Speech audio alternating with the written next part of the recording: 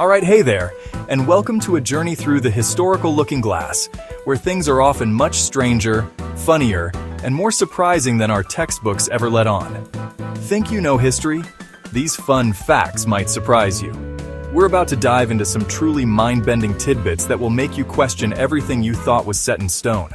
From the surprisingly human reactions of astronauts making giant leaps for mankind, to the propaganda that shaped our image of world leaders, and even the bizarre silver linings of catastrophic events.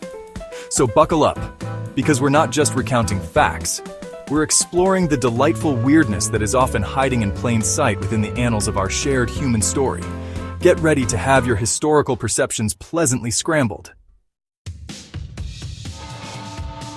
So let's start with something literally out of this world. The moon landing. July 20th, 1969. Neil Armstrong utters those immortal words, "That's one small step for a man, one giant leap for mankind." It's an image seared into our collective consciousness. The calm, collected astronaut, the epitome of cool under pressure, planting the American flag on the lunar surface. But what was really going on inside that spacesuit? Well, it turns out that cool, calm, and collected might be a bit of an understatement. During the final moments of the Apollo 11 lunar module, the Eagle, descending towards the Sea of Tranquility, Neil Armstrong's heart rate, as monitored by NASA, absolutely skyrocketed. We're talking a peak of 160 beats per minute. To put that into perspective, for an adult male, a normal resting heart rate is somewhere between 60 and 100 BPM. 160 BPM? That's the kind of heart rate you'd expect from someone running a marathon. He's not just piloting a multi-million-dollar spacecraft towards an alien celestial body for the first time in human history, with the eyes of the entire world watching, and the weight of geopolitical Cold War dominance on his shoulders. No, he's doing all of that while his heart is practically trying to beat its way out of his chest. It's a profound reminder that even our greatest heroes, in their most iconic moments, are still fundamentally human, experiencing very human physiological responses to extraordinary stress. Alright, let's shift gears from outer space to 19th century Europe and tackle one of the most persistent historical myths out there, Napoleon Bonaparte, the tiny tyrant. We all have this image, right? The diminutive general, hand tucked into his waistcoat, probably compensating for something with all that conquering. The phrase Napoleonic complex even exists because of this pervasive idea that he was exceptionally short and that his ambition was driven by a need to overcome this physical limitation. But here's the thing, and it's a pretty big thing if you're Napoleon, he wasn't actually that short, especially not for his time. Historical records, including autopsy reports, indicate that Napoleon stood at around 5 feet 6 inches or 5 feet 7 inches in modern measurements. Now you might be thinking, well, that's still not exactly towering, and you'd be right by today's standards. But in the early 19th century, the average height for a Frenchman was closer to 5 feet 5 inches. So, Napoleon was, if anything, slightly above average height. So where did this tiny general myth come from? Well, like many enduring misconceptions, it's a fascinating cocktail of measurement confusion and, perhaps more significantly, incredibly effective propaganda. One key factor was the difference between French and British units of measurement at the time. The French inch, paus, was slightly longer than the British inch. So when his height was recorded as 5 feet 2 inches in French units, the British, his most bitter enemies, gleefully translated that directly into British feet and inches, making him seem shorter than he was. Chapter 3. The Great Fire of London. A catastrophe with a curious cure. Let's journey back a bit further to 1666 London, a year that for Londoners was already pretty terrible, as they were in the grip of the Great Plague. And then, as if things couldn't get any worse, the Great Fire of London erupts. It starts famously in a bakery on Pudding Lane, owned by Thomas Fariner, baker to King Charles II.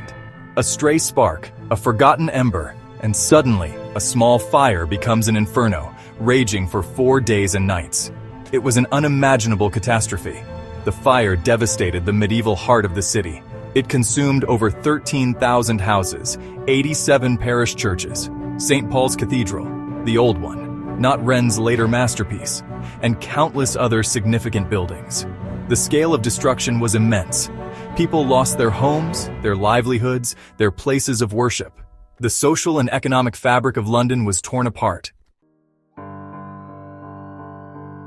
Chapter 4. A Christmas Truce, Soccer in No Man's Land. Now let's fast forward to one of the bleakest periods in modern history, World War I. A conflict characterized by trench warfare, unimaginable slaughter, and the grim industrialized machinery of death. It's hard to find moments of light or humanity in the midst of such brutality. Yet in December 1914, something truly extraordinary happened. Something that almost feels like it belongs in a work of fiction, but is remarkably true. I'm talking about the Christmas Truce. Imagine the scene. It's Christmas Eve 1914 along the Western Front. British and German soldiers are dug into their respective trenches, separated by the desolate, shell-cratered expanse known as No Man's Land. They've spent months trying to kill each other. The conditions are horrific. Cold, wet, muddy, with the constant threat of shelling or sniper fire. Yet, as Christmas approached, something began to shift in certain sectors of the front. It started small. Soldiers on both sides began singing Christmas carols. Chapter 5. Cleopatra, Pyramids, and the Mind-Bending Stretch of Time. Okay, for our final mind-blowing fact, let's play with our perception of time, because history isn't just about what happened, but when it happened. And sometimes those timelines can be seriously deceptive. We're going to talk about Cleopatra, the last active pharaoh of Ptolemaic Egypt, and those iconic structures, the Great Pyramids of Giza. We tend to lump them together, right? Ancient Egypt, pharaohs, pyramids, Cleopatra, it all feels like one cohesive, albeit very long, historical period. But here's the kicker. The fact that really messes with your internal historical timeline. Cleopatra VII, the famous one, lived closer in time to the moon landing in 1969 AD than she did to the construction of the Great Pyramid of Giza. Let that sink in for a moment. The woman whose life and reign we associate so strongly with the grandeur of ancient Egypt was, chronologically speaking, more a contemporary of the space age than of the age when the pyramids were being built. Let's break down the numbers because that's where the woe really hits. The Great Pyramid of Giza, built for the pharaoh Khufu, is generally dated to around 2580 to 2560 BC. Cleopatra VII was born in 69 BC and died in 30 BC. So the pyramids were already ancient history by the time she came to power. We're talking about a gap of roughly 2,500 years between the completion of the Great Pyramid and Cleopatra's birth.